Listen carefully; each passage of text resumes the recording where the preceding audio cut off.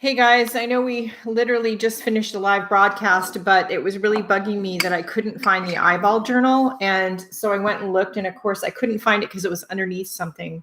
Now, this is a different journal. This is the Moleskine watercolor journal. These are pretty affordable and kind of my preference. You can see this one is a lot thicker than the Moleskine. I don't know if this one has less pages in it or more pages than the Moleskine, but it is thinner, and at least it appears to have less pages. And so I prefer the Moleskine. They're also a little easier to get. This one is this is nice paper though. This is a Pentalic journal. They're about the same size. They're the 3x5. So for this kind of study painting journal, I like this size. Oops. This one has a pen loop.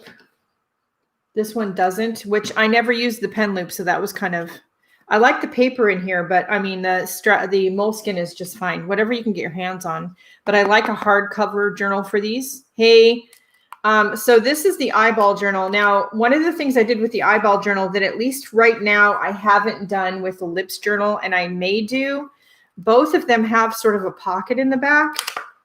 And in the back of the lips journal, I printed the eyeball journal. I printed all the eyeballs, and then I wrote the name of whose eyeball they were on the back. And I kept these photos in the journal. Someday somebody can play, match it up with the eyeballs. And this is probably mostly for people who are going to watch the recording after and not people coming into chat. But so this is the eyeball journal. Again, this is a Pentalic 3x5 watercolor journal. I think that's what size it is. Let's see. Oh, maybe. The cover is 3.5 by 5.25.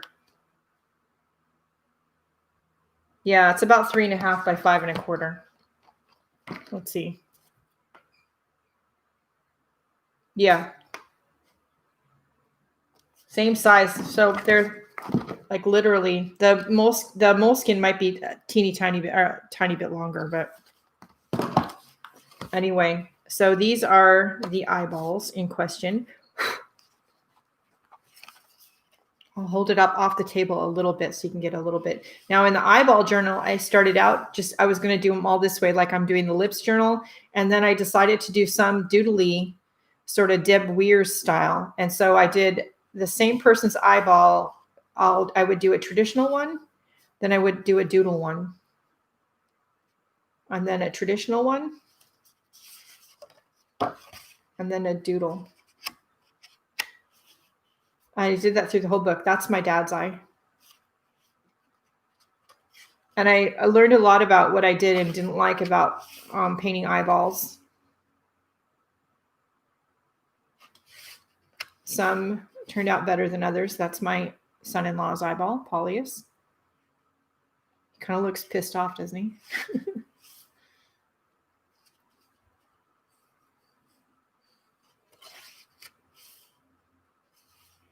Some of them weren't looking at the camera. They were looking away. So like with the lips that I'm getting, where some are kissing lips, some are frowny lips, you can get a lot of different expressions and moods and ideas. Scooch to the right a little bit. Oh, yep. Okay. I can go back a few pages.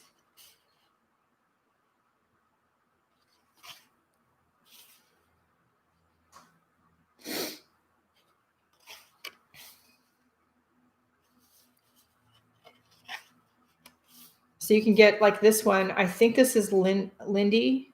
I think this is Lindy's eyeball, and she wasn't looking at the camera.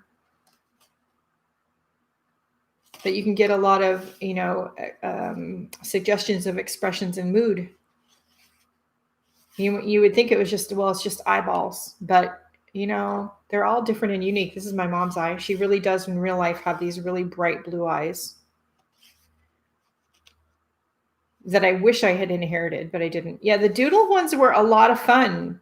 And no matter how you do a little study journal like this, I think that you can have a lot of fun with it. And There's no reason why you have to do your eyeballs in a more traditional or anything else in a more traditional way. If that doesn't make you happy, do it this way. It is helpful to learn how to do both ways. Michelle's going to school for art, and she knows there are some techniques that you learn when you're going to school for something like that you think, I don't like this, but it's helpful to know how to do that.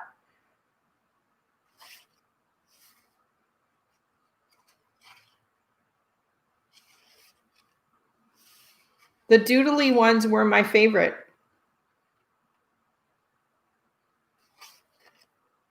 One thing you do see is I almost never really get all out with painting eyelashes, because that's just not my bag. I would do it sometimes when, the inspiration photo, the eyeball just didn't look complete without the eyelashes on there, but it's just not my thing. And these are not strictly watercolor. So these have some gel pen and black pen on them, as do the doodly ones. So this was more of a mixed media journal, eyeball journal. But yeah, these were fun because you really, once you had the base colors down for the eyeball to suggest that it is an eyeball, then you could just go hog wild with how you drew the eyebrows and putting other doodly shapes on it. And if you don't know who Deb Weirs is, look her up. I think her last name is Weiers. I think there are some animal eyeballs in here.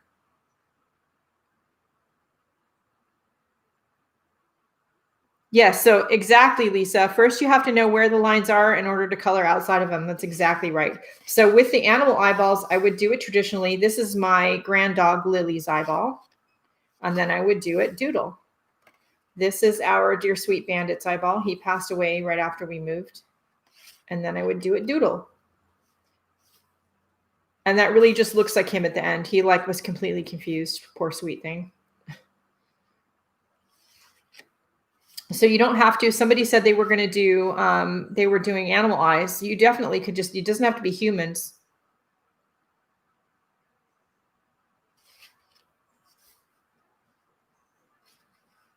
And you'll see at some point, like right here, I forget what happened, but I had to, I think what happened was I had to add a page into the journal, because to finish the journal, I was short one page. So with all the eyeballs I had, so I added in a page here with some masking tape.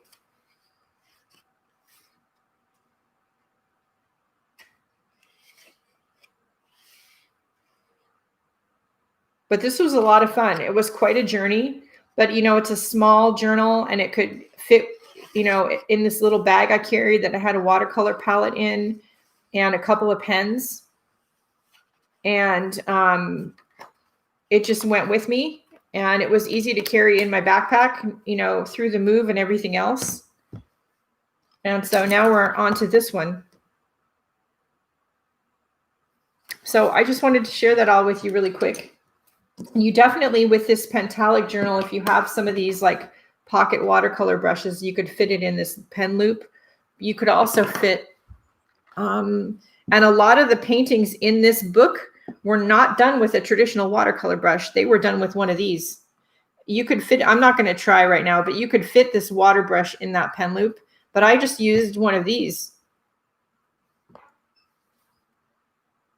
So there you have it. Eyeball journal. So I hope it gives you all some ideas of what you can do. And I'm sorry I couldn't find it during the other live that we did today, but there you go. And do share if you guys decide to do little study journals like this, then do share. I would love to see what you're doing. You can join one of the Facebook groups, A Life of Art and Self-Expression or My Creative Year. Both of them should be linked in the video description. And if they're not, add a comment to the video if you're watching the recording, and I'll put a link.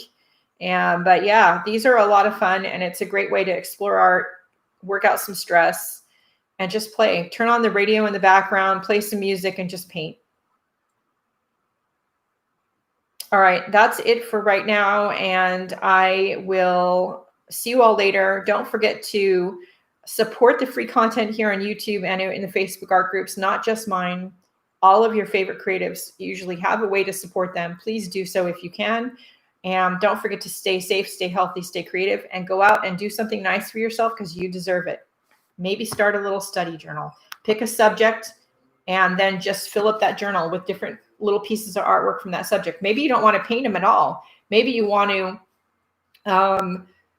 collage it with bits of paper, or maybe you want to take photographs of eyes and you want to make a journal of eyeball photographs. You know, that's something I could see Michelle doing because Michelle's a photographer. So anyway, however you choose to do it, I do think it's a good practice. It's something when you are going to college and doing art for college that you do learn how to do, you know, lots of studies and filling up journals with studies. And I happen to like just having them be subject specific. So if I was going to have one teacher that wanted me to do eyeballs and one teacher that wanted me to do lips, I would probably have like 10 different journals and one for each class. So anyway, that's it for today. I'm going to go eat some lunch now, and I will see you all later. We will be back 10 a.m. Next Tuesday. See you then. Let me know in the Facebook groups or the comments what you would like to see next week. Bye, guys.